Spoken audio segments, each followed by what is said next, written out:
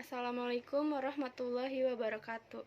Perkenalkan, saya Lala Nuramaliasari, perwakilan dari kelompok 5. Di sini kami akan menjelaskan materi tentang teori perilaku konsumen. Sebelum memasuki penjelasan materi, saya akan memperkenalkan nama anggota dari kelompok 5. Yang pertama, Dodi Kurniawan. Yang kedua, Donald Samosir. Yang ketiga, saya sendiri, Lala Nuramaliasari. Yang keempat, Arif Indrianto. Yang kelima, Lindi Nasution. Dan yang terakhir, Muhammad Afif.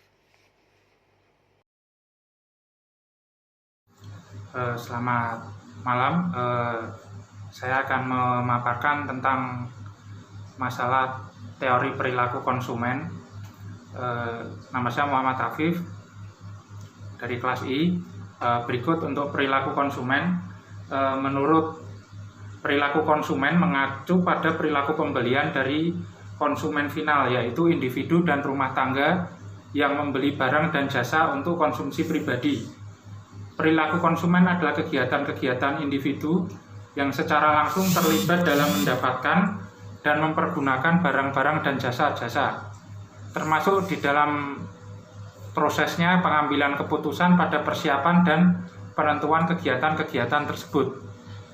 Dari definisi di atas dapat disimpulkan bahwa perilaku konsumen mengandung dua elemen penting, yaitu proses pengambilan keputusan dan kegiatan yang semua ini melibatkan individu dalam menilai, mendapatkan, dan mempergunakan barang dan jasa. Faktor-faktor yang mempengaruhi perilaku konsumen dan keputusan pembelian yaitu: satu, faktor kebudayaan. Jadi faktor budaya dapat mempengaruhi perilaku konsumen. Dari ruang lingkupnya, faktor kebudayaan memberikan pengaruh yang paling luas dan paling dalam terhadap perilaku konsumen. Kemudian yang kedua, faktor sosial. Faktor sosial merupakan faktor yang mempengaruhi perilaku konsumen dari sisi eksternal individu. Kelompok referensi, keluarga, serta peran dan status adalah faktor sosial yang mempengaruhi perilaku konsumen. Kemudian yang ketiga, faktor pribadi. Beberapa karakteristik individu yang dapat mempengaruhi keputusan pembelian adalah usia dan tahapan siklus hidup, pekerjaan, keadaan ekonomi, gaya hidup, serta kepribadian dan konsep. Kemudian untuk yang keempat, faktor psikologis. Kebutuhan psikologis merupakan kebutuhan yang timbul dari keadaan fisiologis tertentu. Misalnya kebutuhan untuk diakui, harga diri, atau kebutuhan untuk diterima dalam masyarakat. Beberapa hal yang termasuk ke dalam faktor psikologis ini adalah motivasi dan persepsi. Kemudian untuk dasar terbentuknya perilaku konsumen, menurut Swasta dan Handoko, ada 4 motif yang menimbulkan perilaku manusia, yaitu sebagai berikut: kebutuhan, desakan, keinginan, dan dorongan. Jadi untuk teori-teori perilaku konsumen, untuk memahami perilaku konsumen perlu dipelajari beberapa teori perilaku konsumen. Ada 4 macam teori perilaku konsumen menurut Swasta dan Handoko, yaitu: A. Teori ekonomi mikro. Teori ini dikenal sebagai teori kepuasan modern. Teori ini dilandasi asumsi bahwa seseorang membeli sesuatu barang merupakan hasil perhitungan ekonomis rasional untuk memakai barang yang memberikan kegunaan atau kepuasan yang sesuai selera dan harga-harga dari marginal utility. B. Teori psikologi. Teori psikologi dibagi menjadi 2 bagian. Yang pertama, teori belajar. Yang kedua, teori psikoanalisis. Yang pertama, teori belajar. Perilaku konsumen menurut teori ini ada pada 4 komponen pokok, yaitu drive atau dorongan, cue atau petunjuk, respon atau tanggapan, reinforcement atau penguatan.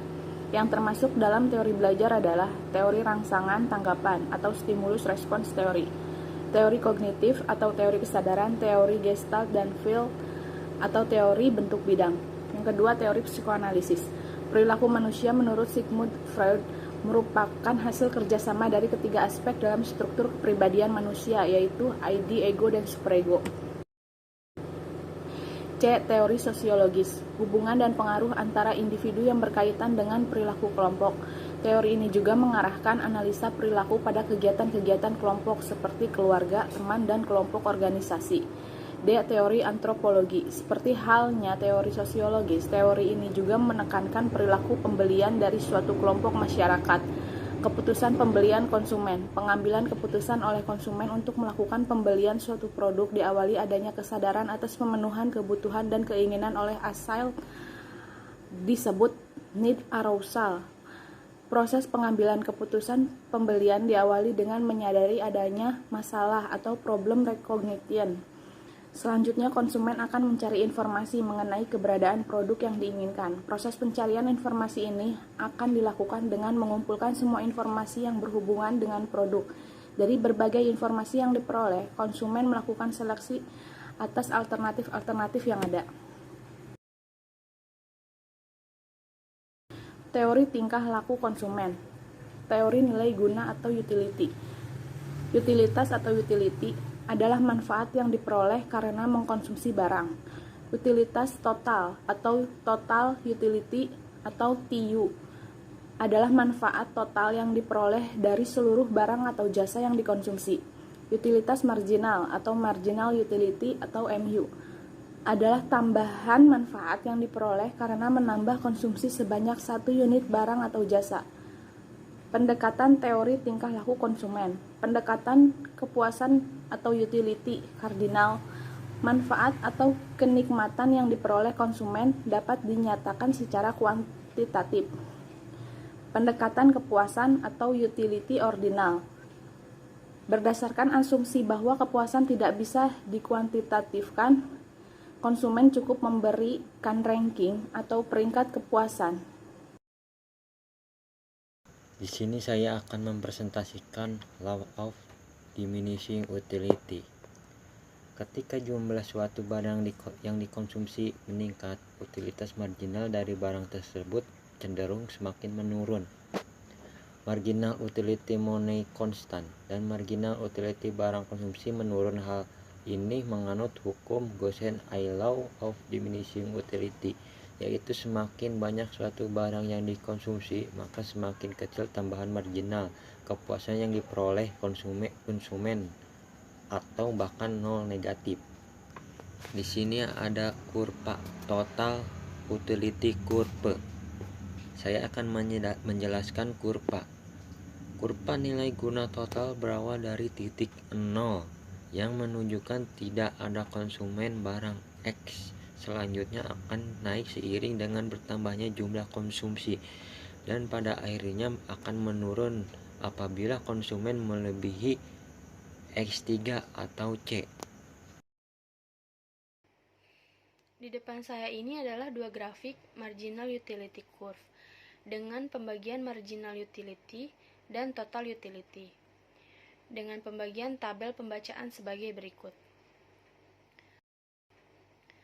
Kuantitas barang konsumsi, total utility, dan marginal utility. Kuantitas barang konsumsi 0, maka akan menghasilkan utility-nya pun menjadi 0. Kuantitas barang konsumsi 1 akan menghasilkan total utility 10 dan marginal utility-nya 10. Hingga ke-7 barang konsumsi hingga menghasilkan minus 2. Materi selanjutnya adalah syarat pemaksimuman utilitas. Yang pertama, lebih dari satu jenis barang dengan harga yang sama. Kepuasan maksimum konsumen diperoleh bila marginal utilitas A sama dengan marginal utilitas B sama dengan marginal utilitas Z. Pada presentasi kami kali ini, kami menyebut marginal utilitas produk A dan marginal utilitas produk B. Pada tabel terlihat bahwa nilai marginal utilitas A dan marginal utilitas B memiliki nilai yang sama di nilai 6. Itu artinya bahwa ketika konsumen mengkonsumsi produk A sebanyak 3 unit, sama puasnya dengan ketika konsumen mengkonsumsi produk B sebanyak 6 unit. Yang kedua, lebih dari satu jenis barang dengan harga berbeda. Masing-masing marginal utilitas produk A dan produk B terlebih dahulu dibagi dengan harga masing-masing produk tersebut. Nah, di tabel terlihat bahwa nilai marginal utilitas A dan B memiliki nilai yang sama dinilai 4. Itu menunjukkan bahwa ketika konsumen mengkonsumsi produk A sebanyak 2 unit, sama puasnya dengan ketika mengkonsumsi produk B sebanyak 5 unit. Selanjutnya adalah kurva kepuasan sama. Kurva kepuasan sama menganut hukum diminishing marginal rate of substitution, artinya bila konsumen menaikkan konsumsi barang yang satu akan menyebabkan penurunan konsumsi barang yang lainnya. Karakteristik kurva kepuasan sama adalah 1. Berlereng atau slope negatif, yang kedua cembung ke titik 0, yang ketiga tidak saling berpotongan, yang keempat turun dari kiri atas ke kanan bawah, yang kelima, daerah yang paling relevan atau rasional untuk berkonsumsi adalah yang berkecondongan negatif. Pada grafik terlihat bahwa apabila kita mengkonsumsi produk X sebanyak X1 dan produk Y sebanyak Y3 di titik A, sama puasnya dengan ketika kita mengkonsumsi produk X sebanyak X3 dan produk Y sebanyak Y1 di titik C. Deadline adalah garis yang menunjukkan jumlah barang yang dapat dibeli sejumlah pendapatan atau anggaran tertentu pada tingkat harga tertentu. Konsumen hanya mampu membeli sejumlah barang yang terletak pada atau sebelah kiri garis anggaran, kurung buka garis budget line, kurung tutup merupakan batasan, kurung buka constraint, kurung tutup kemampuan konsumen secara umum pada satuan, kurung buka M kurung tutup.